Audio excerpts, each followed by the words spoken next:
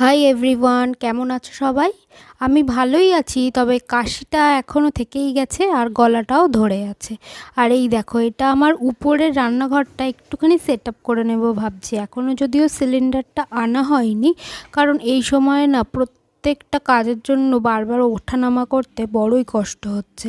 তাই একটা ছোট্ট সেট আপ করে রাখবো ভাবছি উপরে। টুকটাক খাবার গরম করা বা জল গরম করা, এতে সুবিধা হবে। আর দুদিন শরীরটা খুব খারাপ ছিল না, ঘরদোরও সব অগোছালো হয়ে পড়ে রয়েছে। জামা কাপড়গুলো কাচা আছে, কিন্তু ভাঁজ করে যে ঢুকিয়ে রাখবো সেইটুকুও করে উঠতে পারিনি।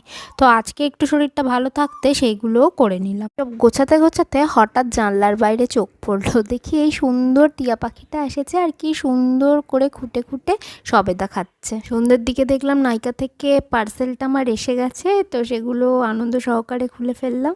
আজ এই পর্যন্ত। যদি ভিডিওটা ভালো লাগে অবশ্যই সাবস্ক্রাইব করো।